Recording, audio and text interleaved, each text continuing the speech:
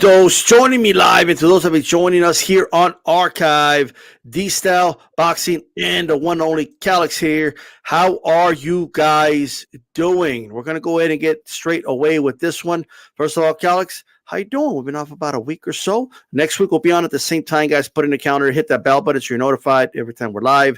And you're watching the archive, hit that like button and share this video on all your social media platforms. How you doing, Calix? Ready to crank it up to 10. Let's talk some boxing. Let's go. Yes, definitely.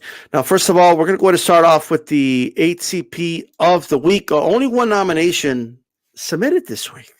People sleeping on us. You know what I mean? They're not making the submissions. Like, I don't know what's going on. You know what I mean? But it's okay.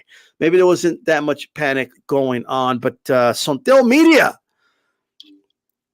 he said the following: I nominate Tijuana's Brandon the Assassin Baby Moreno for the Hispanic Causin Panic of the week. This Saturday, he completed a quadrilogy against Brazilians Davinson Figueiredo, winning by TKO.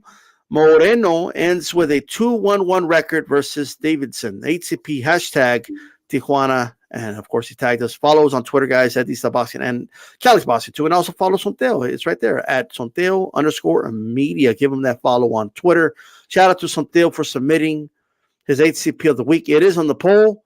Calix, I'm going to nominate, being the, you know what? It's just about women empowerment. You know what I mean? So just like last week, and the right person to win this week is Christina Cruz. Right, her fourth fight, she's 4-0 now. Amateur standout. For those that don't know, she's like a 7 or 8 time. I forget the exact number. Golden Gloves champion in New York. Very decorated as an amateur.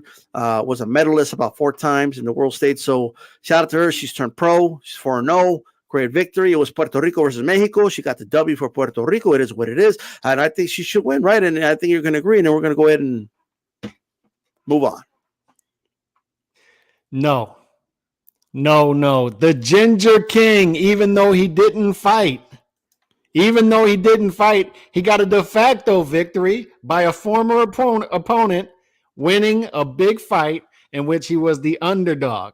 It showed once again that a Canelo Alvarez opponent from the past is still being undervalued, and that correction needs to happen. And by the way, Caleb Plant can pull off a similar upset against David Benavidez in March. We'll see.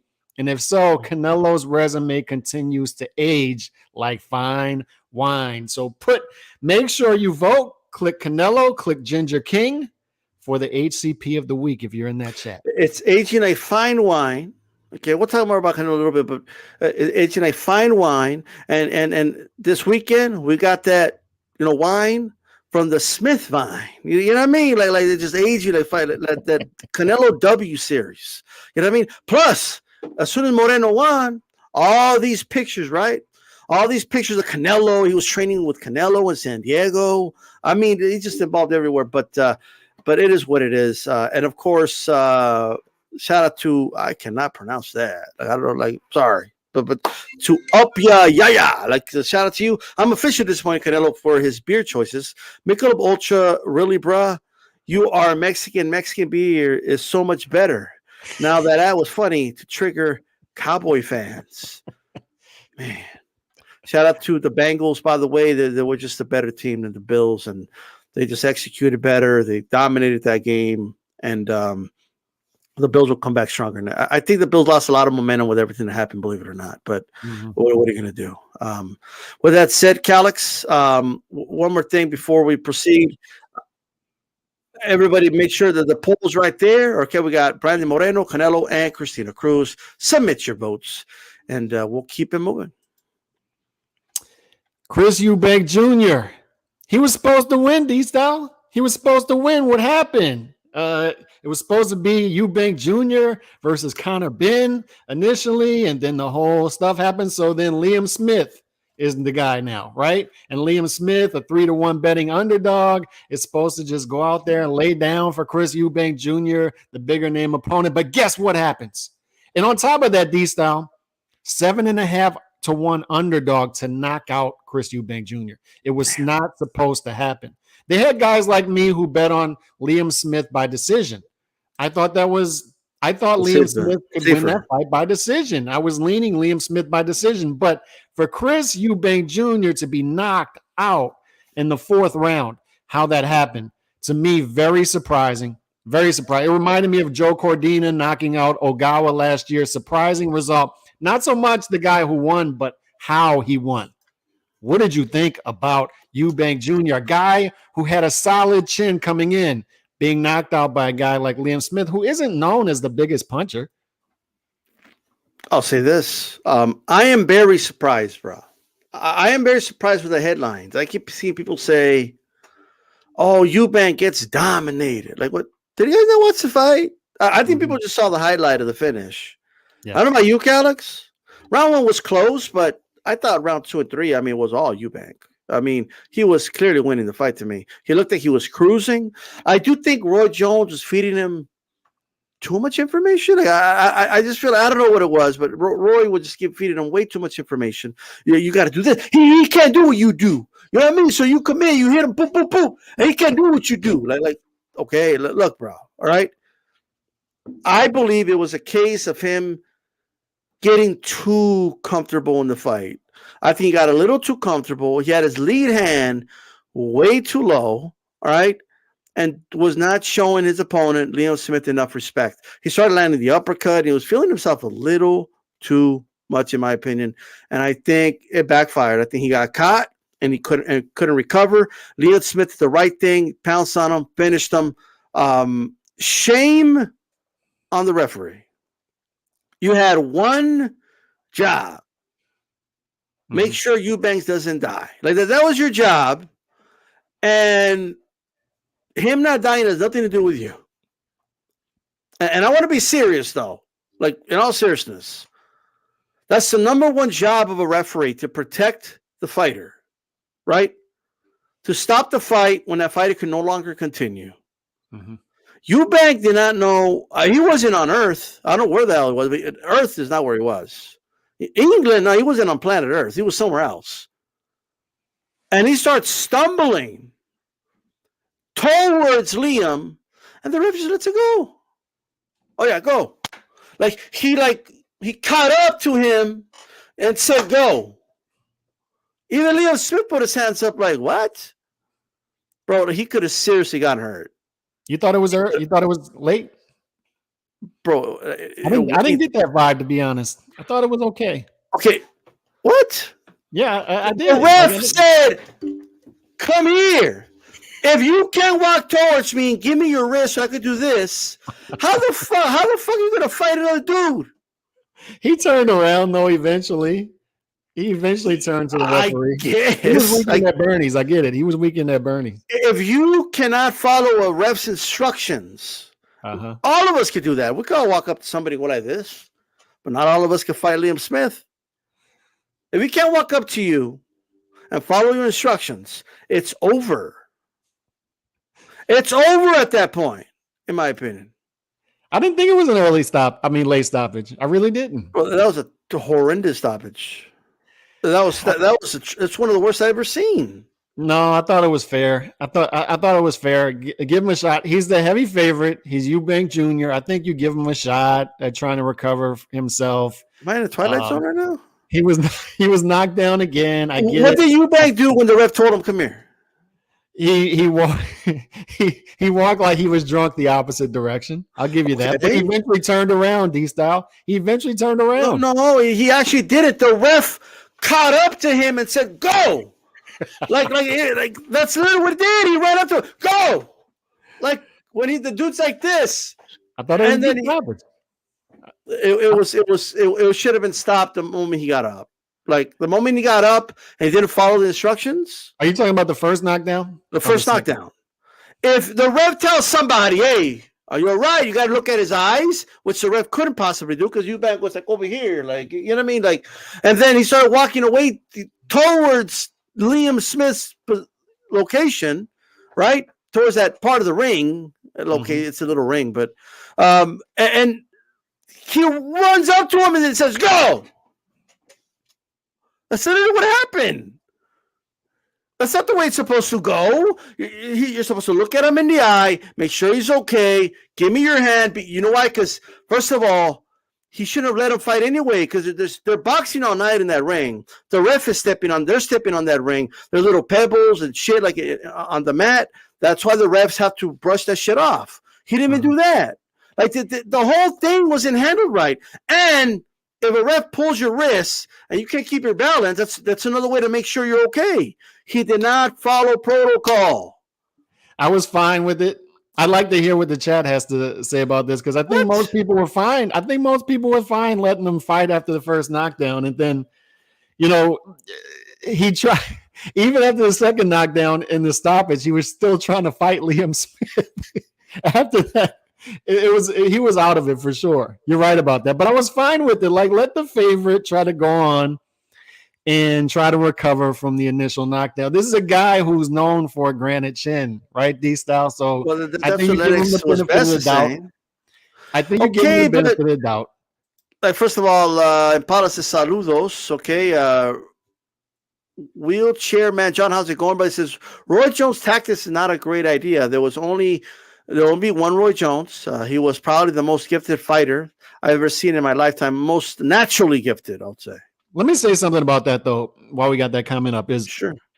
I think trainers get too much credit when their fighters win and too much backlash when their fighters lose, right? So especially when a fighter gets to a certain point, then he switches trainers. I thought Roy Jones, for the most part, was giving, and this isn't me coming from a Roy Jones super fan. That's not what this is. It's just like, I think Roy Jones, if Chris Eubank Jr. goes on to beat, if he would have beat Conor Benn, say, or gotten a big win, I think Roy Jones would have gotten too much credit. Oh, look at what Roy Jones did. It's similar to Derek James, right, with Errol Spence Jr. Or anybody. I think they get too much credit when their fighter wins and too much backlash when the fighter loses. And I think that's happening with Roy Jones here. Here's the deal. And I believe refs don't get enough criticism when they get shit wrong. Right?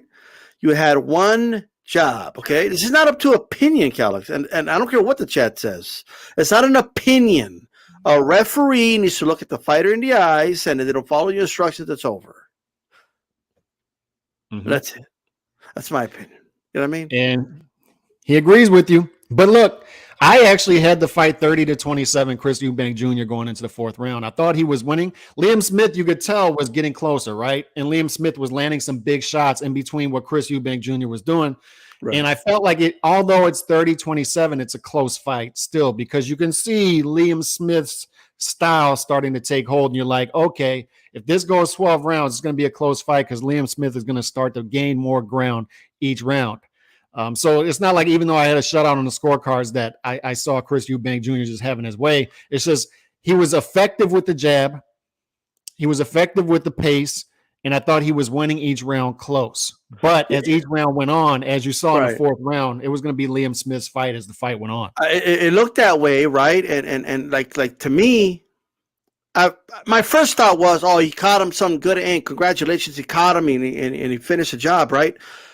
And my first instinct was I would still favor Eubank in a rematch, right?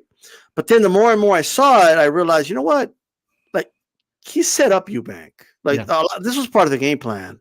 You know what I mean? And I think a lot of people know something. And I think Lennox was best touched on something earlier. I think, look, the boxing world's a very small world, right? And I was just telling you something backstage, Calix, which is confidential, but like how another camp kind of found out something about the other camp. You know what I mean? It's a small world, like, and people talk. You know what I mean? And I think there's a reason Conor Benn was like, yeah, I'll go to 157 or whatever to fight this dude. Why not? You know what I mean? Like, I think they knew something or they heard stuff. You know what I mean?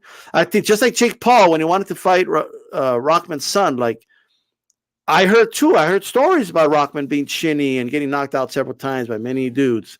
So like this, there's stories that come out. I think that something came out on Eubank, right? Someone did him dirty. A sparring partner, somebody leaked out some information, said, yo, this dude ain't the same. At these weight classes, he thinks he's bigger, but no. And that's another thing people need to get out of their head. Just because guys drop down in weight doesn't necessarily mean, oh, I'm the bigger guy now, so I'm better. Doesn't necessarily mean that all the time. Look know at what I mean? Cotto at the end of 140. Malinaji was hurting him. You get Exactly. weight drain. Maybe it's better to move up to that 168 He was weight hurt by class. and do better. Najee, bro. Like, what the hell's going on over here? Now Najee stumbled him. Yeah, and let me say this as well. Who's your favorite like, fight? What's that? What's your favorite in a rematch? I would favor Liam Smith. I think he's just got his number. I think he knows how to get to that chin. And I think Eubank Jr. is a different fighter right now. And Liam Smith is coming into his own. It really highlights where the middleweight division is right now, that we're talking about these two guys in the top 10. But I would favor Liam Smith in the rematch. Same result, just it'll take a little longer because Eubank Jr. will be a little more hesitant in the rematch than he was in this fight. So we'd ask you, so Eubanks died? He didn't die, right? His career probably died. No, but no seriousness. He didn't die. He could have died, is my point, right? Ladies and gentlemen, I think y'all exaggerate. Calix wants the rest to be like the ref in Ivan Drago versus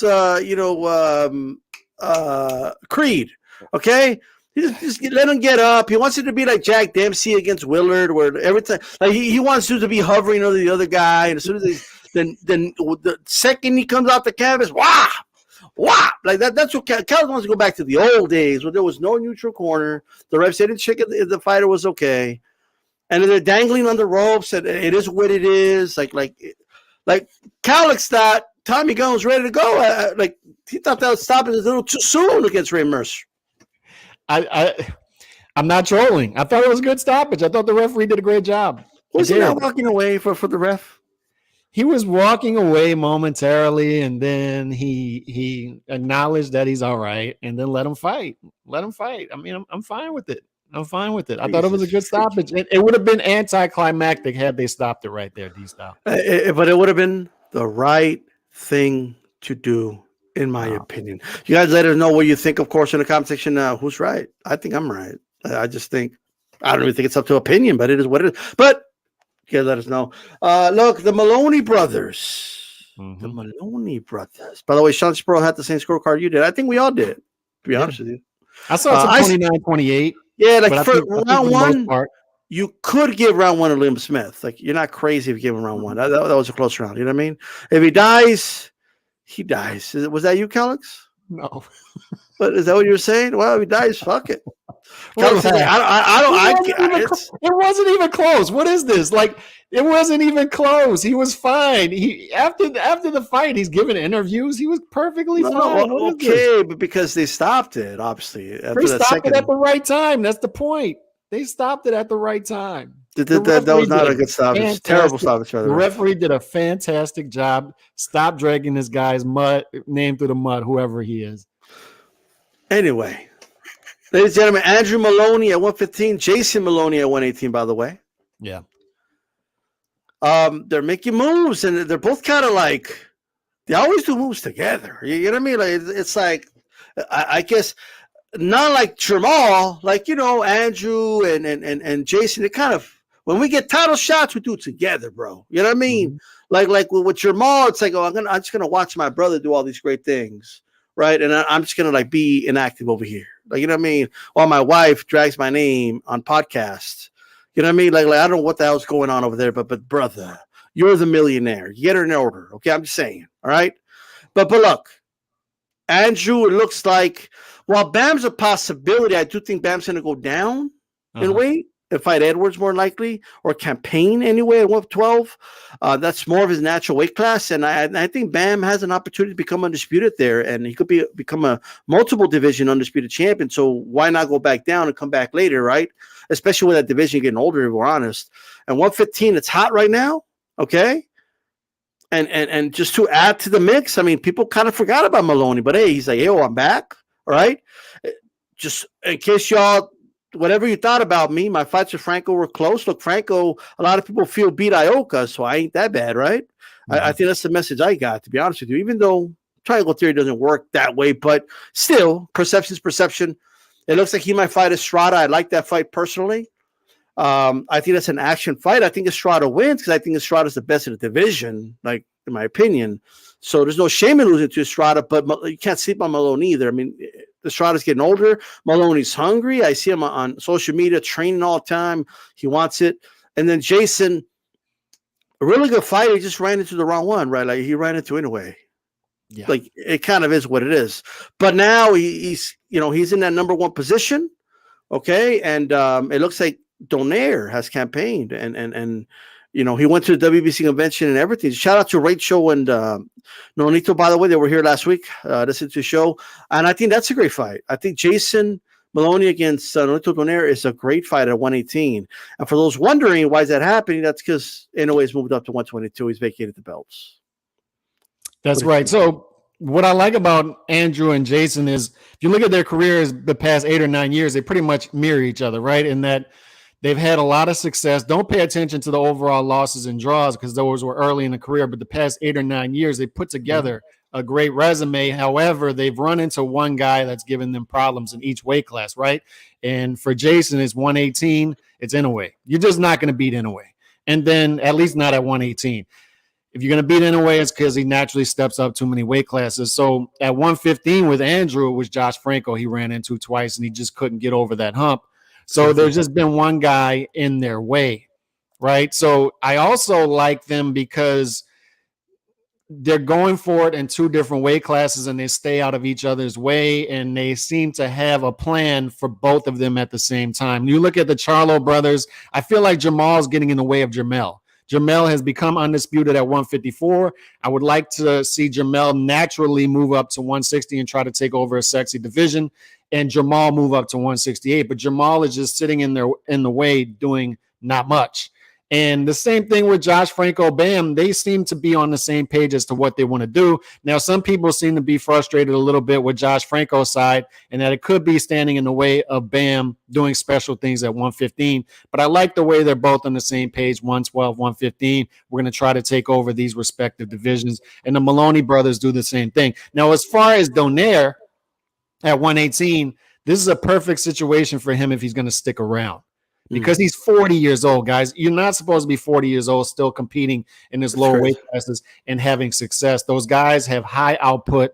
They throw a lot of punches. It's a young man's sport in the lower weight classes in particular. So for Broner, 40 years old, still doing things, it saves him from moving down to 115, a tougher division, and draining himself even further at a high weight because he's doing the opposite of what everybody's doing, right? You naturally move up weight classes. Broner is trying to move down weight classes as he gets older. So if he can stay at 118, these belts are going to become vacant, and you better believe Broner is going to be first in line for one of those belts. He's de facto number 1 in the weight class now that Inoue has moved up. So if he can pick off one of these vacant belts, then he starts off the undisputed process, again, unifications, etc. And everybody's going to want to fight Broner at 118 because he's the name. Shout out to Bruce Goss, by the way. Shout out to you and Chicano Prophet as well. And you guys let us know what you think about the Maloney brothers. Look, I'm actually a fan of the Maloney brothers, but they just happen to be like one of them was in Inoue's weight class. The other one is one in the what I call. It's one last thing I want to say about this. Just in general, 115 is the hottest weight class in boxing. Yes. Like it's got everything. It's got a young gun that looks like a future star in Bam. He's just his natural talent.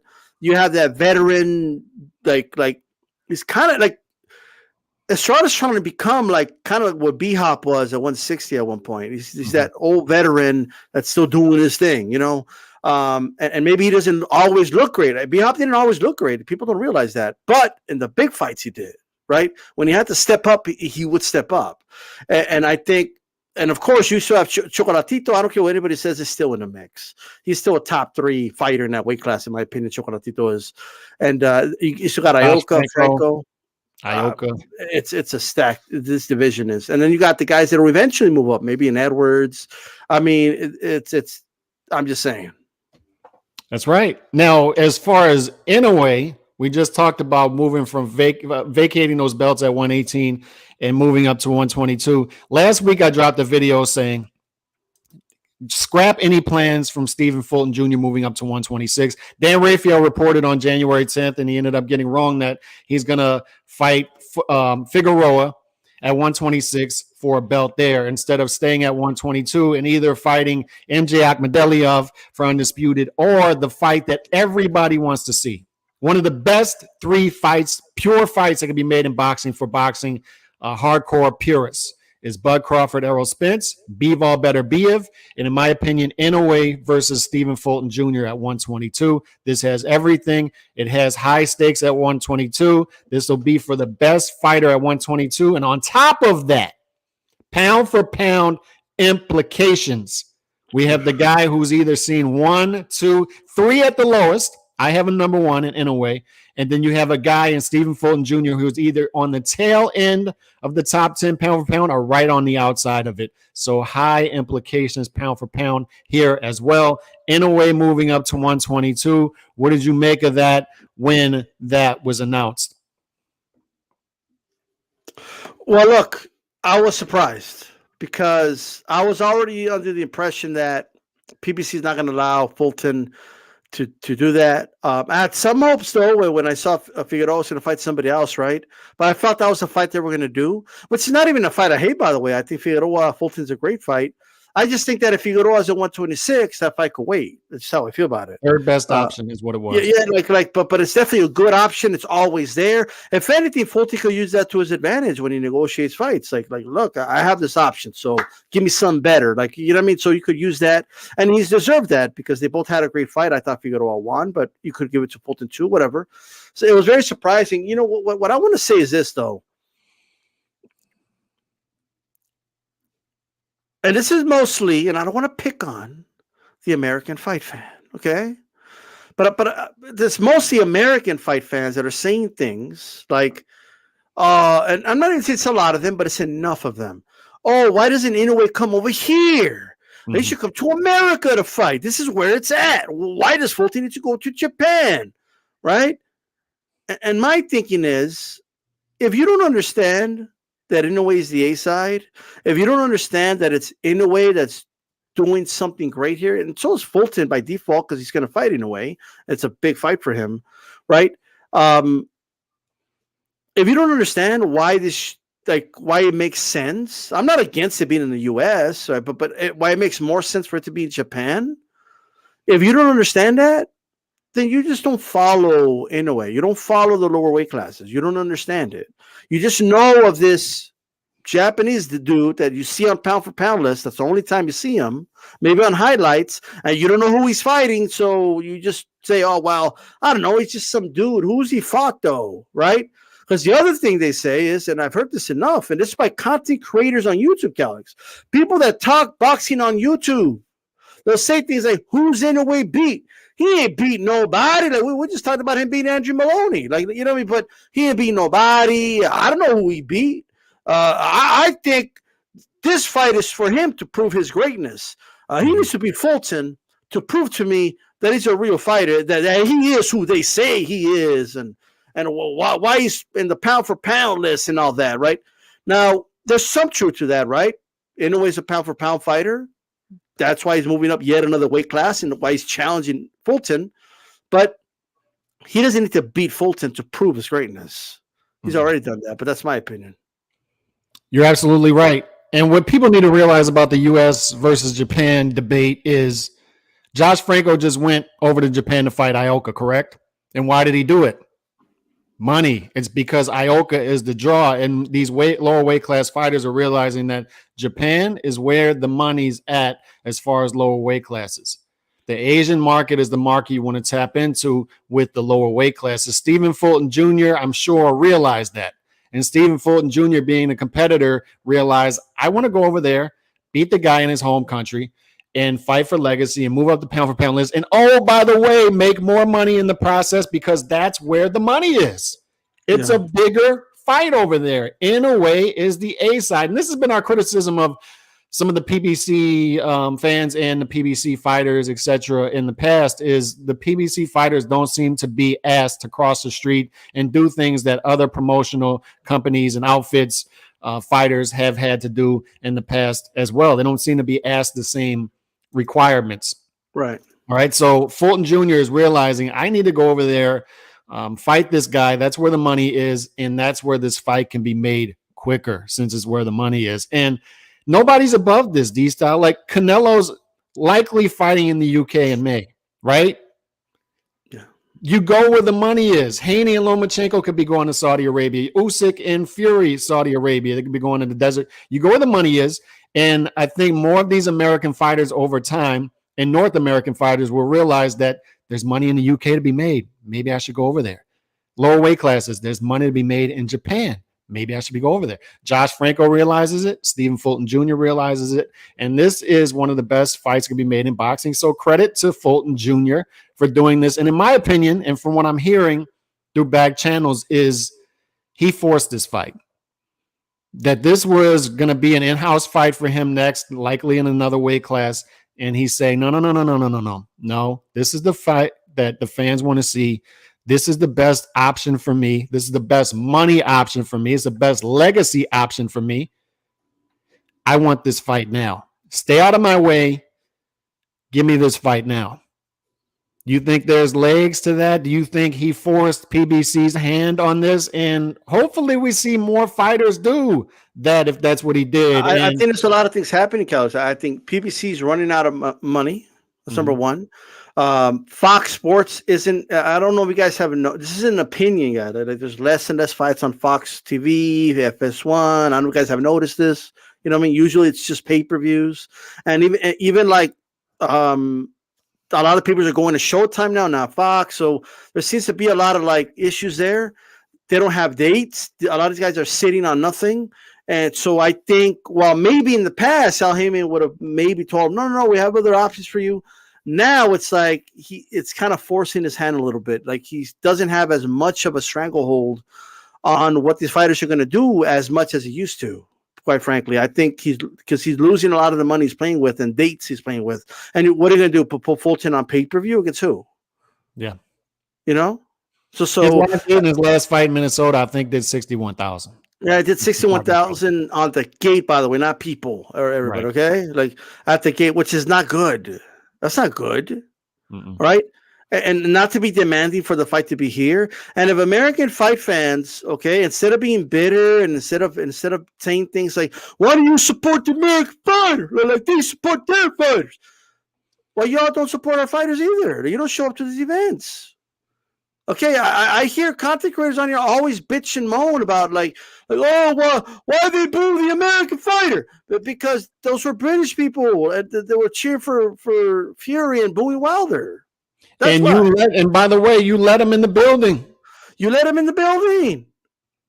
You know why you don't hear booing at Canelo fights when Canelo's on stage? Because there probably is booing, but they get drowned out by Canelo's fans. The American fight fan needs to start supporting American fighters, okay? Now, granted, it's a two-way street. A lot of these American fighters need to stop acting entitled and, oh, I'm from America, so hey, it is what it is. We should do it here because all the money's here. Well, that's not a universal rule. Like, you have to actually generate the money for the money to be here, okay? Believe me, if the money's here, they'll come here, right? Lomachenko came here. You know, Manny Pacquiao came here because there was money for him to make here. But for Inoue, I look at him and I think he says to himself, "I'll pack an arena over there. I'll bring the gate over there. I'm not a big star in the U.S. and Fulton's not a star in the U.S. So what are we going to do? Fight in an army?" By the way, I think Inoue eventually comes back to America, but the fight has to make sense in America. And Fulton Jr., the fight makes sense in Japan. It just does. And by the way, for the people saying that Inoue needs to be Fulton for legacy, he's already cemented his legacy in 4 different weight classes. He's fought 19 straight title fights, knockouts in 16 of them, and he did that throughout 3 weight classes. So to me, everything, we call it in New Orleans lanyap, like everything he does from here on out is icing on top of the cake, right? It's almost like Pacquiao when he already ran through up to 130, and then all of a sudden he has another career on top of that, 135 up to 147. Yeah, people have it like, and again, I don't want to pick on American fight fans, but American fight fans have this tendency to believe that someone's a nobody until they fight the American fighter, right? Which is why this is what they were doing to Joe Calzaghe, right? They were doing this to Joe Calzaghe, and then they said, "Oh well, we're gonna send Jeff Lacey. What's gonna happen when he fights an American fighter? Huh? He's over there, get it protected." Well, what happened? What happened in that fight? Yeah, Jeff Lacey got beat up, and the one that was the real hype job was Jeff Lacey. Yeah, as it turned out. There's no rule that says, oh, if you're American, you're the real deal, and they got to beat you to prove it.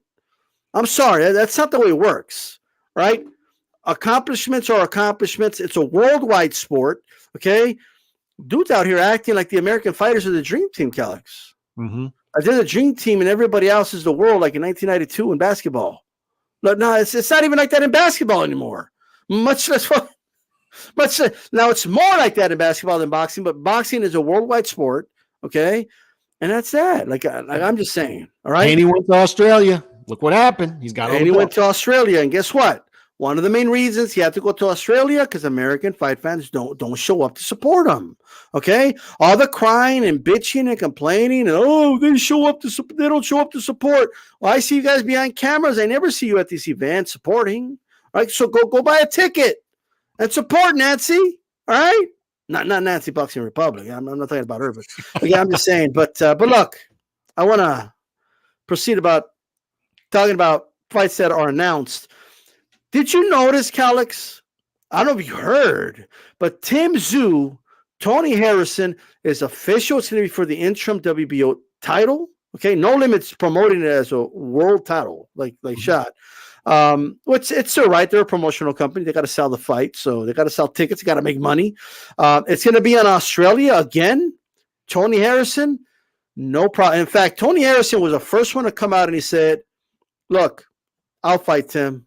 You want to keep waiting on Charlo, you go ahead, but I just want to put the world on notice. I'm in if you want to fight me." And it looks like Tim raised his hand too, and they gave themselves a high five. And they said, let's do it, right? Mm-hmm. So props to both guys, because did you notice, Calix, that there was no, the fight's imminent announcements or sources? The fight's pretty much done. They've agreed to terms. Did you notice that? I noticed. It's like kind of like when a fight's going to happen, it just happens.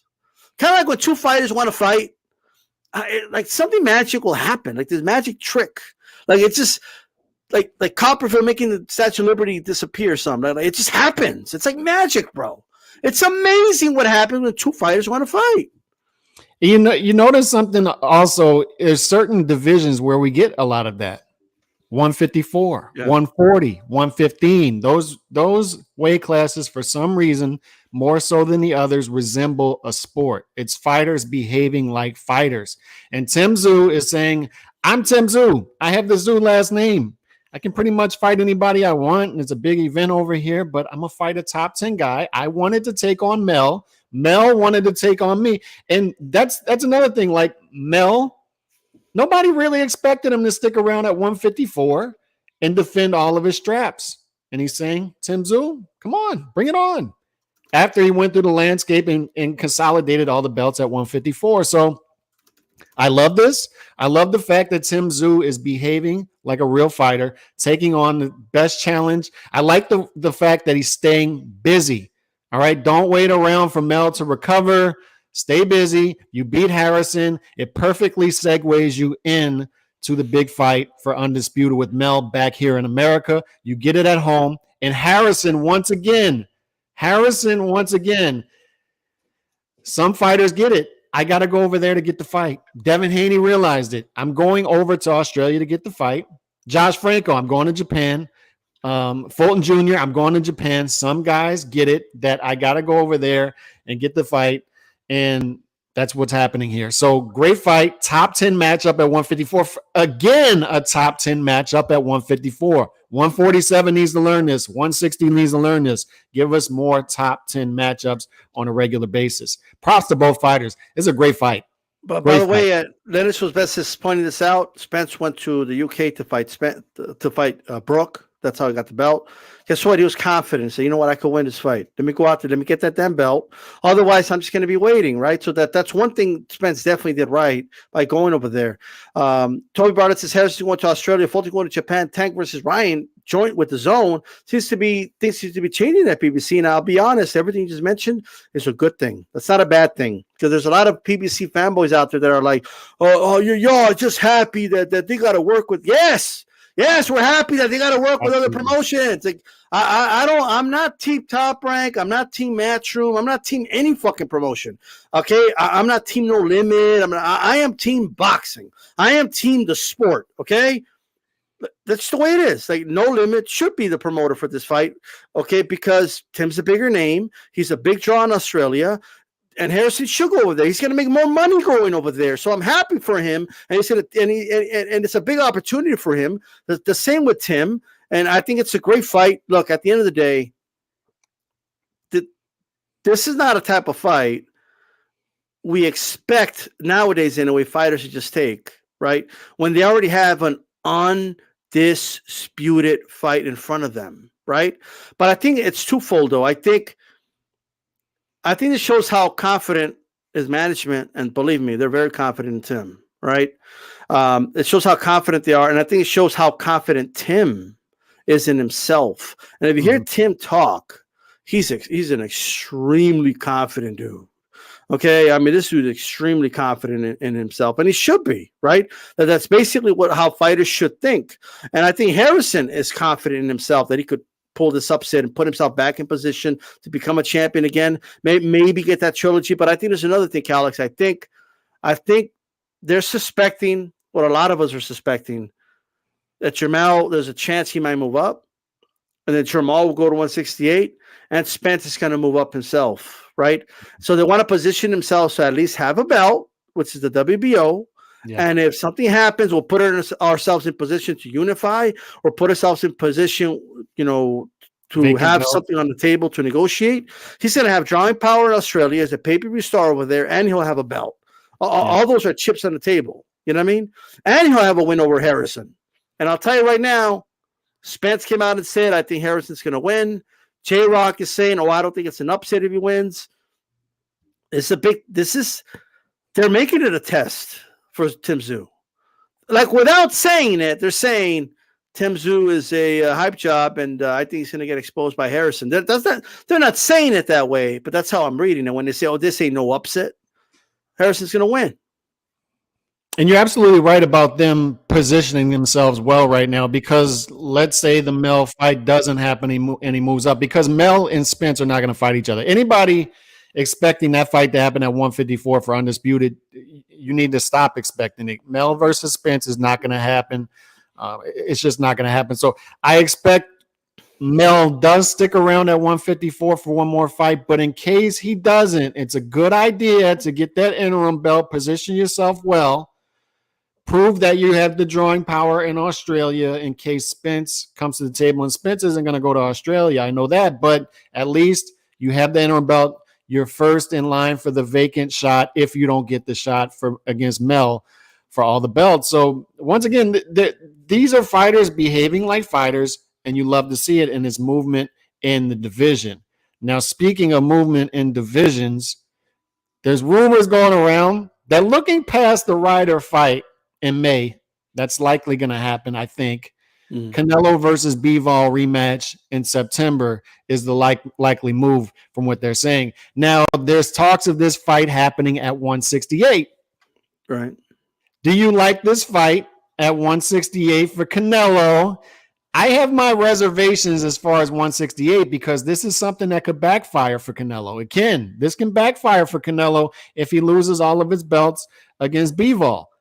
All right, but Bivol moving down to 168, fighting for undisputed. What do you make of this whole talk of Canelo putting all his belts online against Bivol at 168? Is this a move of draining Bivol down 7 more pounds? Bivol is a guy who fights close to his weight. Wait a second. So can this backfire on Canelo? Could this backfire on Canelo? I mean, first of all, I saw Eddie Hearn. Eddie Hearn is good at this. He just kind of throws ideas out there. He kind of wants to know what the perception idea is. You know what I mean? He's like, he might fight him at 168. He might fight him at 175. But he threw it out there just to see what people, look at what we're doing. We're here talking about it. We're not the only ones talking about it. Here's what I'll say. I'm hearing people use terms like, they're going to force Bivol to drain himself and go down. Right. Ain't nobody forcing Bivol to do anything. Okay? If Bivol doesn't want to fight at 168, no one's going to force him to do it. That's the truth. Okay? But here's the reality. If Bivol, right, which he has said before, I could go down to I could go down 168, and I would love to fight for undisputed at 168, and then at 175, I could become a 2-division undisputed champion, which is he's 2 fights away from accomplishing that. That's it. He beats somebody he's already beaten, Canelo, and then he beats Beterbiev. Boom. First of all, 2 great wins, and then undisputed on top of that. This dude would be the best pound-for-pound fighter on the planet, in my opinion. Right? Like, period, if he does that. Okay? But what's the big deal? Like, everyone amplifies shit when it's Canelo, right?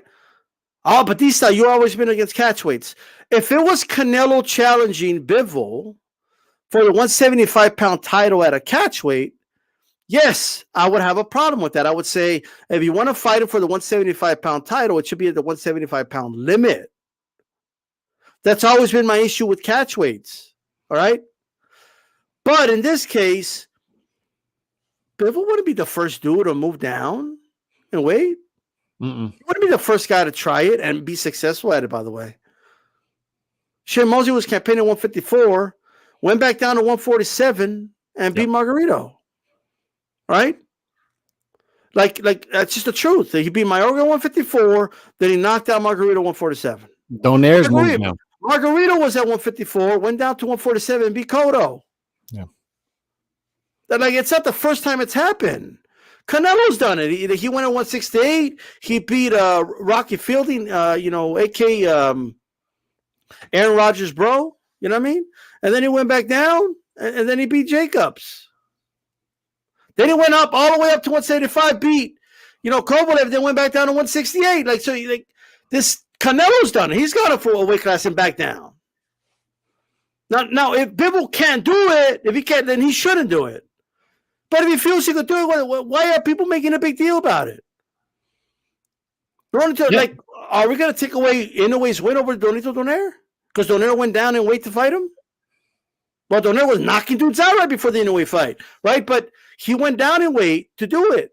And now he might beat Maloney and become champion again. So my point is, it's not that big of a deal. If this is not a case where he's weight training him, and he shouldn't do it, okay, if he can do it. But if he feels he could do it, and he said he can, why the fuck not? Do we like fights with titles on the line, or do we not like fights with titles on the line? Let's do it. So undisputed, everything on the line.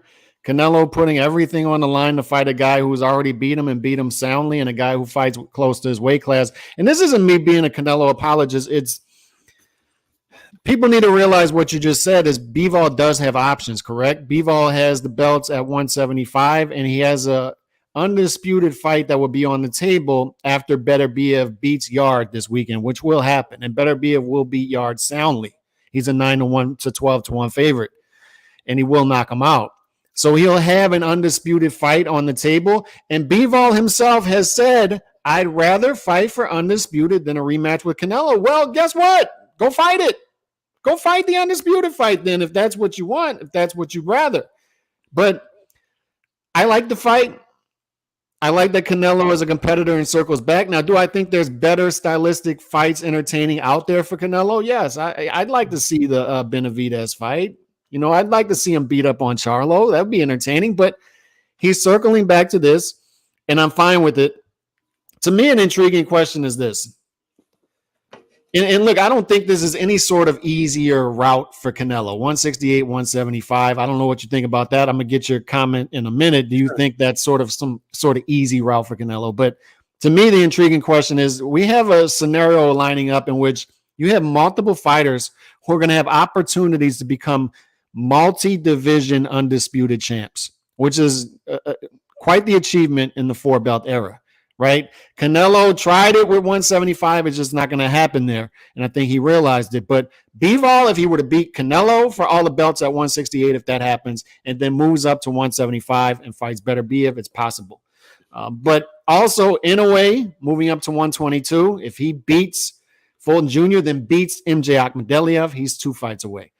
Crawford versus Spence, that's 1 fight away if it's a possibility. So I want to get your thoughts on that as well. So do you think it's an easier route for Canelo fighting Bivol at 168? And also, who who would you give the highest possibility of becoming? Because it's going to happen, and I think one of those 3 fighters is going to do it. Which one do you think is most likely to pull off that historic feat? I'll be honest. Right now, if I had to like put my money on it or something, it would have to be. I'd pick Inoue. I think I would pick Inoue. Well, the Inoue is definitely yes, but I'm going to say Bivol because it's right there. It's the Canelo fights right there, and the Better Be fights right there. 2 fights. You know what I mean? And I think they're both makeable, to be honest with you. And they're fights in demand, whether people like it or not. They just are. Look, it makes sense if you're a promoter to put the fight at 168. And I'll tell you why. Because first of all, if Canelo loses, Canelo's still Canelo. But if Bivol wins, he's also Bivol's promoter, right? So he's going to have an undisputed champion. He keeps it in-house if you're Eddie Hearn. Because he's promoting for the most part. I don't know the exact deal they got, but for the most part, he's promoting Bivol. But if Canelo wins, it sets up a perfect trilogy to settle at 175. Because you could always do the storyline of, well, it's not really Bivol's weight class. Canelo beat him at his, but I don't know. But look how different the fight was at 175. Canelo might say, okay, fine, let's do it at 175 then, and then you have a trilogy at 175, right? So it sets everything up. Like Bivol's in a win-win here. Like he just is. All right. Yeah. Now, granted, we still don't know, by the way, if Canelo actually, because Canelo has said, no, I want the rematch at 175. Canelo has said that. And the reason people don't even realize this, the reason people keep bringing up 168 is because Bivol originally brought it up. Yeah. He said, rematch, maybe he puts all his belts on the line at 168. Like that's basically what he said. And he said, and he's not like, let me tell you guys something. Zurdo has a harder time making 175 than Bivol would making 168. Yeah. Benavidez has a harder time making 168 Absolutely. than Bivol would, in my opinion. So it's just people that they're proactively trying to take away Canelo's credit because they don't like Canelo. It is what it is. You know what I mean? I'm just saying, okay? But I do think Canelo was going to win the rematch, though, and it's not because of the weight. I do believe him that he was injured. I think, and I think he's going to come back with a better game plan. I think he wins that rematch. You think Canelo's going to beat Bivol in a rematch? I think he wins the rematch, and I think we're getting a trilogy. Woo! And despite, look, I don't think the fight was that close, but the judges had it pretty close. Like Canelo wins one more round, and Beeb made a great point. Beeb made this point, and he said, look, people could say what they want. Like 7-5 is not as crazy as people think it is. And the reason he says that is everyone's scorecards, like everyone agrees with round 9, right? Mm-hmm. So round 9 aside, everyone's all over the place with the first 4 rounds. They're all over the place. Some people be like, oh, he only won round 1 and 3. And some people are like, no, 2 and 4. And no, you guys are idiots. He only won round 2. And he only won round 4. Like, people are giving different rounds. Like, so it's not that crazy, bro. Just isn't. Chauncey Pros, by the way, shout out to you, brother. To Matador and JC in the building. Chauncey Pros says, in my opinion, Bivol needs to forget about the Canelo rematch for now and demand a fight with Better Be for undisputed. Hope there's pressure from the fans and from the fighters to make it happen. I think in his mind, 2-time undisputed is a little better. You know what I mean? Like, I'm just saying. Plus, you know he's going to get a little more cheddar because he got the win and he's going to go down to Canelo's weight class. He's going to make more money, Calix. Mm-hmm. I just want to put that out there, okay? So look, 168, it's kind of like catching fire a little bit because you have a young Cuban who's tearing shit apart. You know what I mean? You got, believe it or not, people don't realize how young Benavidez is. Benavidez is younger than Tank. Like, yeah. I'm just saying, like, people don't realize that. Okay, he's a fight. Him and Planner about to fight. I think that's a great fight, and I think that's what they're supposed to do, to put themselves in position, right? And we have. It looks like Jamal might move up. It looks like Andrade, for what it's worth, is campaigning there. Maybe they'll fight. Hopefully, okay. But speaking of that weight class, we talked about 115 being hot. 118 is going to open up. 122 is hot just by definition because you got Fulton and Inoue. What's like the worst division in boxing today? Because I could think of cruiserweight. Cruiserweight's not a big name division, but it's not that bad if you really look at it. There, it's a good division.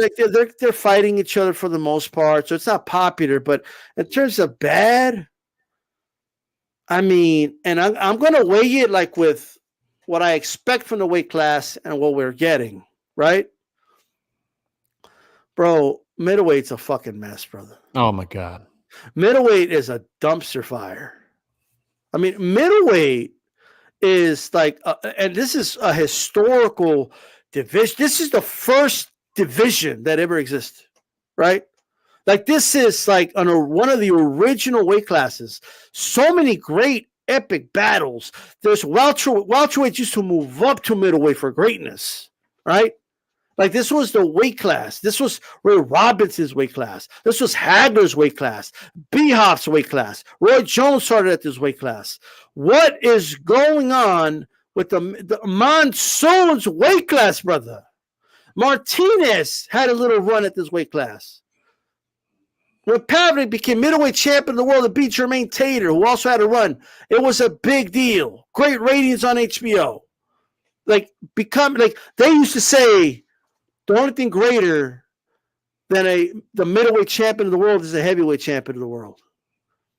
It used to be considered like the second most prestigious, and I don't think we could say that anymore.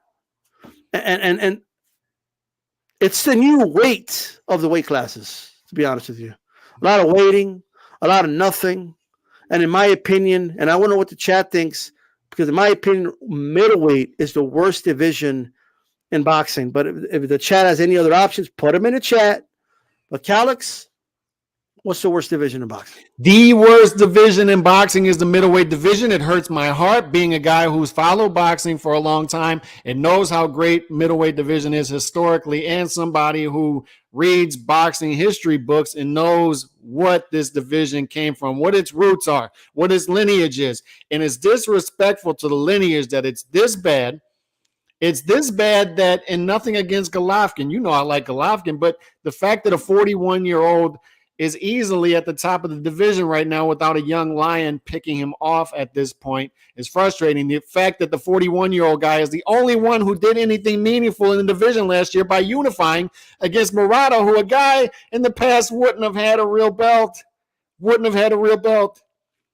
So it's frustrating. It's frustrating that no movement is happening with the belts, the real belts in the weight class. Golovkin still with 2.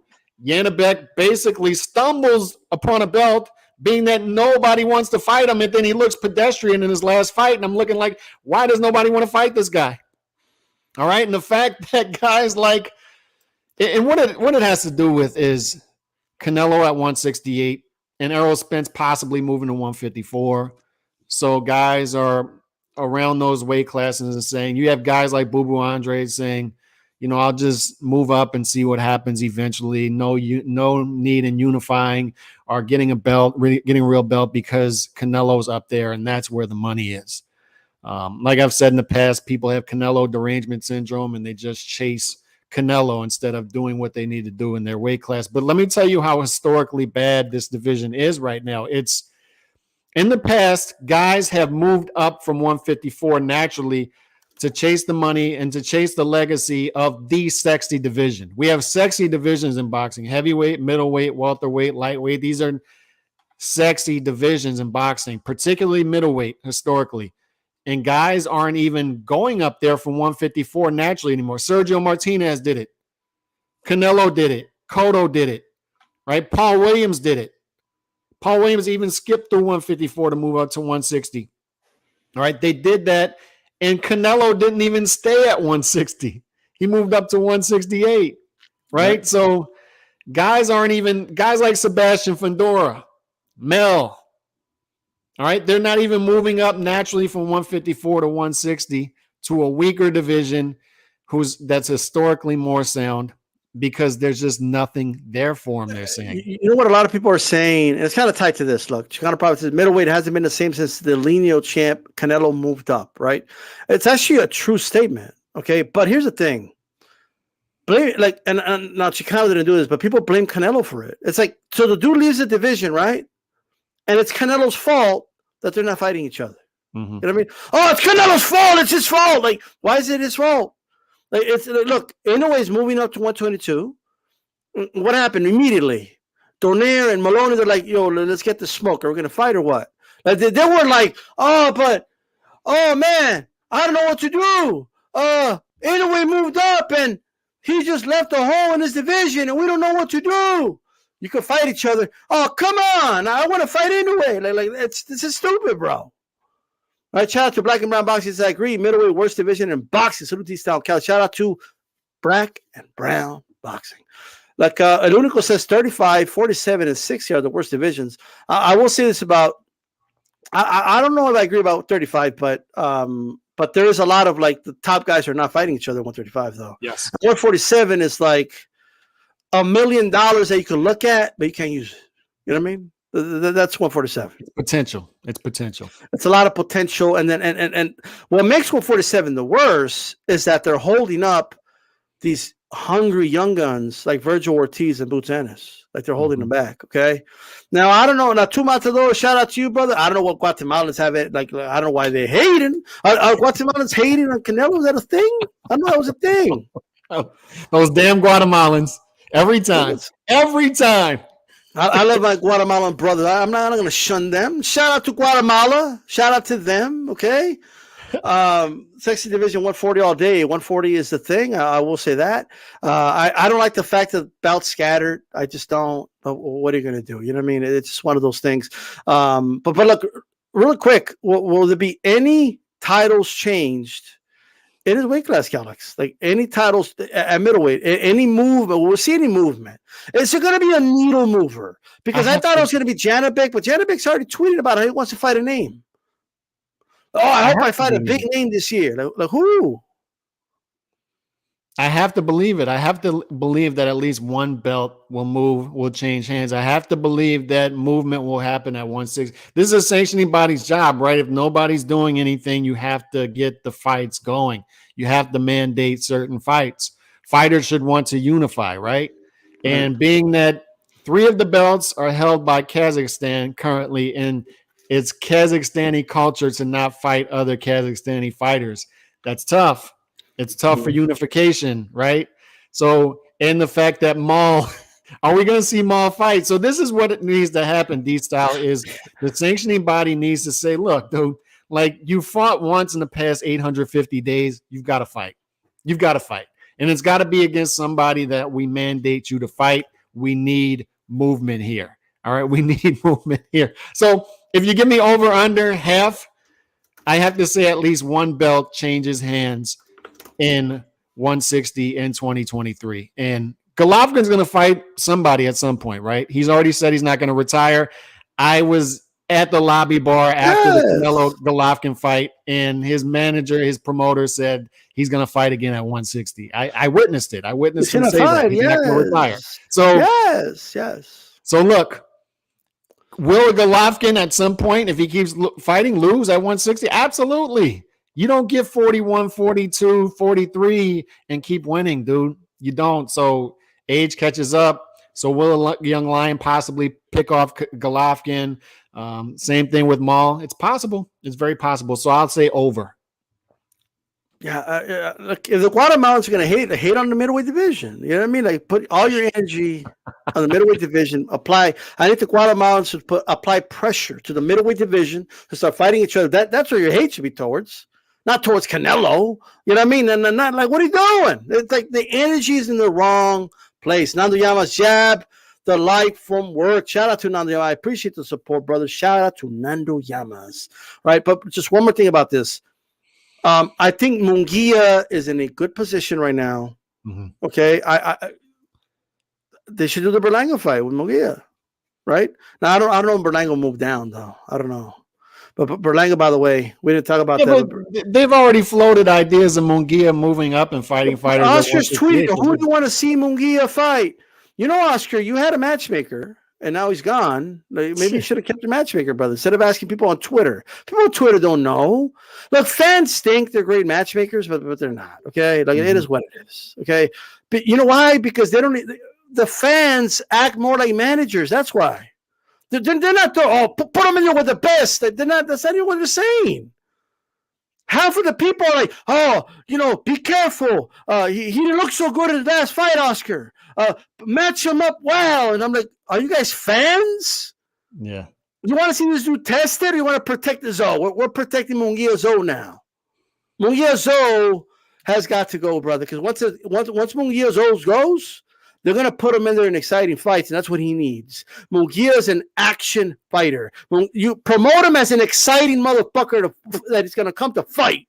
That's how you promote Munguia, and not by protecting his O. What are we doing? That's why he's not fighting anybody. Oscar's like, who do you guys want to fight, huh? Who should he fight? Oscar, throw him in there with the best. And that's the only answer, Alex, that fans should give against the best. Okay, why is there fans giving manager-like answers? Like, oh, put him in there with Soto. He's an easy get. Oh, put him back in there with Liam Smith. He already beat him. Like, for what? I'm just saying. And I like this comment because this is what I think is possible as well. Golden Boy movement in 2023. And I hope that's true. And if there's going to be movement at 160, Munguia can create it because guys are going to want to fight Munguia, a guy with a naturally bigger name. And, oh, by the way, a guy who has shown he's a little bit vulnerable, particularly early in fights and hittable in the past. So Munguia, hopefully he's a guy who can create movement at middleweight. They keep him at middleweight and they get him in big fights at middleweight because Janibek would fight that fight. Golovkin would fight that fight.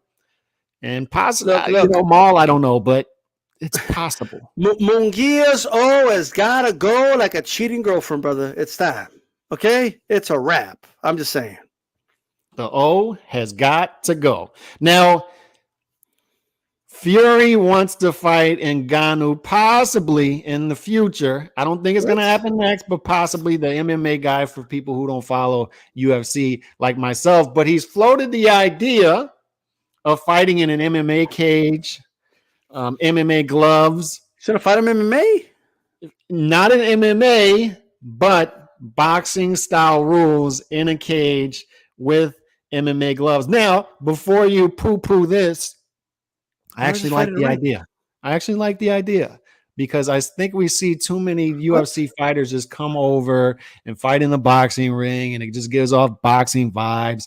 So at least if you're going to do one of these crossover fights, at least if it's not mixing styles, at least mix the environment a little bit. Do it in a cage. Do it with MMA 4-ounce gloves, and let's see what happens. I mean, give me something interesting to look at because this guy Ngannou, he's not going to come in here 0-0 record and beat a top fighter like Dillian White, Derek Chisora. It's not going to happen. It's not going to happen. I don't think he beats anybody in the top 100 box rec coming off the street and becoming a boxer. All right, so at least give me something interesting to look at. That's how I look at it. So first of all, shout out to Puerto Rican Rum with the he finally put the Honduran flag. Look at that. You know what I mean? Hey, by the way, shout out to Batman Boxing. He's Team Batman Boxing. Has a channel on here, you guys. Just subscribe, by the way. Whatever gloves just makes it easier for Fury to KO him. Francis won't land at all. It's slow. It's actually hilarious being spoke about.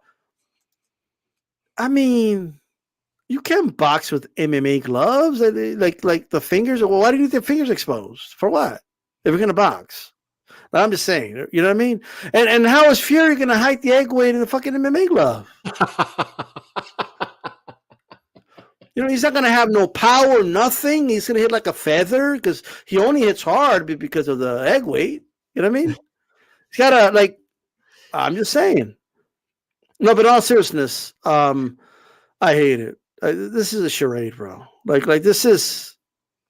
It's Fury obviously just trying to get an easy payday, and he's trying to build, like you said, the environment. But maybe if they allow like dirty boxing, like if is Ngannou allowed to hold and punch and you know what I mean without the ref breaking it, maybe or are headlocks allowed or like I don't know, like maybe as long as you keep it standing but no elbows and no knees, but you could grab and hit.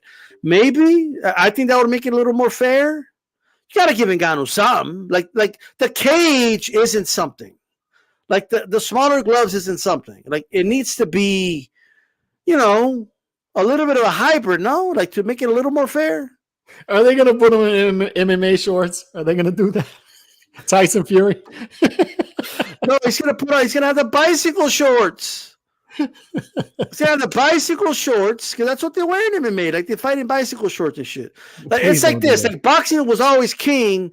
And I woke up one day and these dudes fighting in bicycle shorts like started taking over. I'm like, what the fuck's going on right now? You know what I mean? Like I don't get it. People think I'm joking. They fight in bicycle shorts. Have you seen? Like, remember the bicycle dudes? Tour de France? The bicycle dude just had enough, started fighting or some shit. But all I know is that I don't like it. I got to be honest with you. I think this is crazy. I want Fury to be talking about. JC says he owns bicycle shorts. Like this picture, JC with bicycle shorts, barefoot in the house. You know, like doing MMA shit in front of the mirror, like ha, like you know what I mean, like doing kicks, ah, like you know what I mean. But dear God. But all I know, I don't want to see it, bro. And I don't want to see this dude in bicycle shorts. I don't want to see Fury in bicycle shorts, like with the love handle that like juggling all over the place and shit. Don't want to see it. I just don't. Because if they're able to hold, like Ngannou could grab him from the low height, you could grab him from the love handles and pick him up. I'm just saying, like it's not a good look for Fury if holding's allowed. If grappling's allowed. I'm just saying. Well, can Ngannou catch him and knock him out? No. What if he knocks him out? Then it would be bad luck for boxing. But I just don't see it happening. Is that the end of boxing? If Ngannou knocks out the heavyweight champion of the world? No, but it's still a bad look. They probably do the rematch in a boxing ring or something, right? Yeah. More likely. You know what I mean? Well, so he's going to represent better than Malignaggi did. Yes. Yes, absolutely. Okay. There's some people, Calix, that think Ngannou is more dangerous than Wilder. No. No. Wilder would knock Ngannou's head into the fifth row. That's what. But did you see what Ngannou has done to the dudes in the UFC? He knocked out Cain Velasquez. You know what I mean? He knocked out Music or whatever his name is. So no, I just want to put that out there, okay? And look, really quick, who the hell is Broner fighting now, bro? Because apparently the Dundee fight's not going to happen. Who's that? Adrian Broner. Who's he going to fight? I'll tell you what. They have a pickle in there because they got to do it on pay-per-view. And then he's doing like the Fresh and Fit podcast. I don't know if you saw clips of that, right? And Adrian Broner's talking like he's talking. You know, it's funny. As a boxing fan, I know he's capping. But like they're believing him. They're like, oh, yeah, you know me, my lifestyle. I go out every day and I got to have at least 5 honeys with me. You know what I mean? If you go out with me, you got to bring 5 of your honeys. And I got to fuck all 5 of them before I get you. And he's talking like he's still like a multi-millionaire shit. But, bro, we know you're hurting, brother. We know you were like asking for Cash App money and shit. We know. Adrian Broner was asking fans to give him Cash App money. All right? And he was – things just weren't that good. I'm just saying. You guys got to check that out. The dude's talking like he's like up there. Like he's talking like he's living in a delusional world, and maybe that was his lifestyle for a long time. He's talking about taking 5 honeys every night to the restaurants and this and that. And bro, that's why you're broke, brother. Okay, like I'm just saying. But all I'm saying is, AB, he needs a fight, Calix. He needs a fight like a crackhead needs a hit. I'm just saying. He needs a fight. No, I was happy for him when he got this 3-fight deal for 2023. If it is legit for 8 figures, because let's say it's 10 million. Let's just assume that, because he's taking advantage of BLK Prime coming in and having to overpay fighters who don't feel like they're being valued properly, right? But as far as Adrian Broner, if you look at the market, he was being properly valued because he wasn't bringing much to the table. His ratings kept going down. Adrian Broner, I don't know if you remember the scene from Wedding Singer where the bar scene at the end where he's trying to explain to Adam Sandler, like, I'm close to 60 and single, and the reason that it's a sad life, you don't want to be like me, because remember in the Happy Days, where at the tail end of Happy Days, everybody really feels sad for Fonzie because nobody wants to see a middle-aged or older man hitting on younger women. They don't want to see it. So it's the same thing with Adrian Broner here. Who wants to watch Adrian Broner fight when his last meaningful win was Malinaji a decade ago? So the ratings aren't there anymore, right? The ratings aren't there for Adrian Broner. Adrian Broner is no longer Adrian Broner.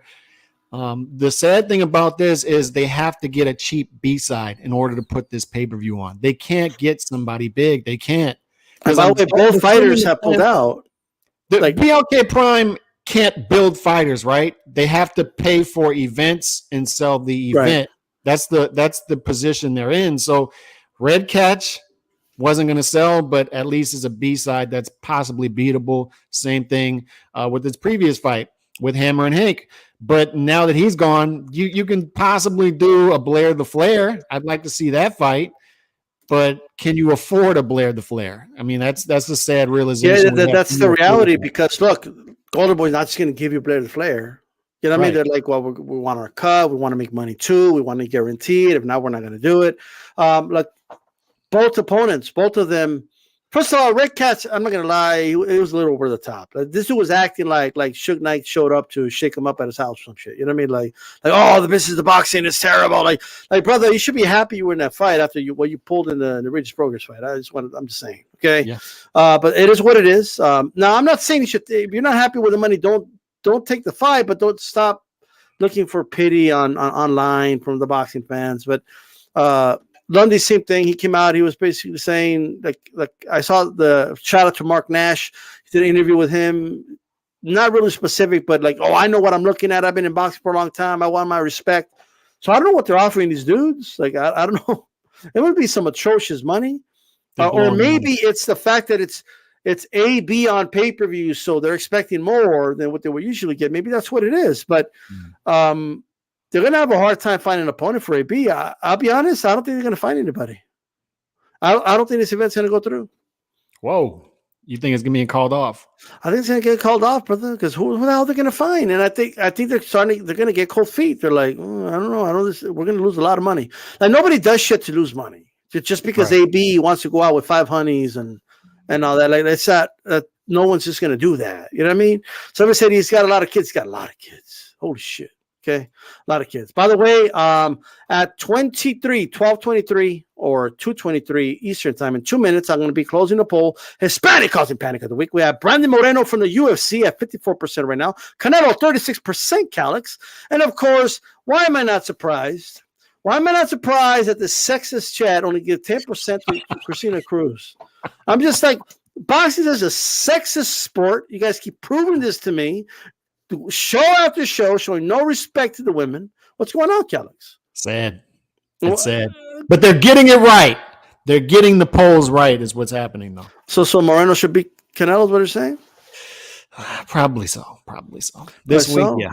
Probably so. He's at 54%. He's getting the majority right there. Canelo's at 36%. Canelo's losing to Brandon Moreno in a boxing show poll. That tells us we got a high intelligent chat, because I tried to set up the chat by going with Canelo and win in a week where he didn't even fight. So good job, chat. Yeah, look, I'll just go ahead. He's 2 behind to catch up. So we're going to go ahead and close the poll. Brandon Moreno, new UFC champion. I don't even know the weight class, by the way, so shame on me. Somebody could put in chat. He is now the UFC champion. He's the Hispanic causing panic of the week. By the way, guys, hit the like button if you haven't already. Share this video on all social media platform. Hit the bell button so you're notified when we come on live. We're going to be live next week, by the way. Same time, 1 p.m. Eastern. After that, we're going to see. My schedule's changing a little bit, but next week, same time, same place. So make sure you're here. Hit that bell button so you can tune in and all that good stuff. You know what I mean? That's right. My final thought of the week, D-Style, is this. Better Be It versus Yard. It's happening this week. Better Be It is a 9-1 to 12-1 favorite, depending on where you look. Now, is it a good fight? Yeah, it's going to be an entertaining fight. Is it a top 10 matchup? Yeah, sure. But were there better options on the table? Yes. And this is my point. Boxing takes too long to get to the point, right? There's no reason why we couldn't have Better Biev versus Bivol for undisputed before Canelo came back. While Canelo was laid back, Bivol could have went for undisputed at 175. Better Biev could have went for undisputed at 175. And we could have circled back to a possible undisputed showdown, a rematch at 175, or Canelo fighting Bivol, Better Biev at 175 for undisputed.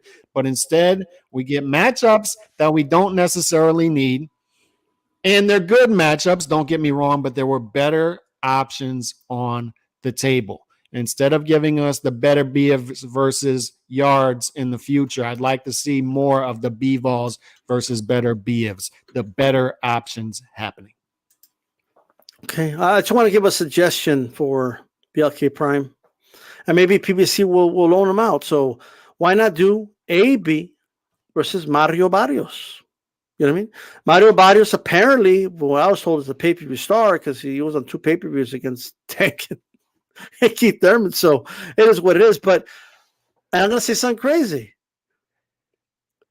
I think Mario Barrios beats him right now. I do too. I think Mario Barrios beats AB. I wonder what the chat thinks. And if you're listening on archive, let us know. Does Mario Barrios, and do you like the fight? And do you think Mario Barrios wins? I think he does. I do, and I think he wins. But I'll give you one better that could sell. It's since that side of the street seems to believe in Raleigh Romero so much, and Raleigh Romero can sell fights as a B-side. And I think he's a guy you can get. Is why not have Raleigh move up to 147 and fight Adrian Broner?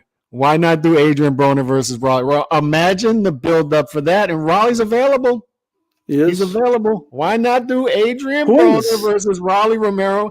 And by the way, Broner says he wants to fight at 140 at some point. You could do it at a catch weight. You could do it at any weight between 140 and 147. And Raleigh would do it. I'm telling you, he's on the spectrum. He would do it. Raleigh, who do you got in that fight? I gotta believe Adrian Broner will win that fight. I gotta believe that. I don't know. I gotta believe Adrian will beat him. I don't know if he, bro. We just don't know where AB didn't win his last fight. Like they gave him the decision, but hey, you know what I mean. With that said, guys, we appreciate everybody tuning in. Shout out to El Único, Black and Brown, JC, Nando Llamas, all you guys, man. We definitely appreciate you guys. With that said, this is D Style Boxing for Callix Boxing. Keep it boxing. We'll see you till the next one.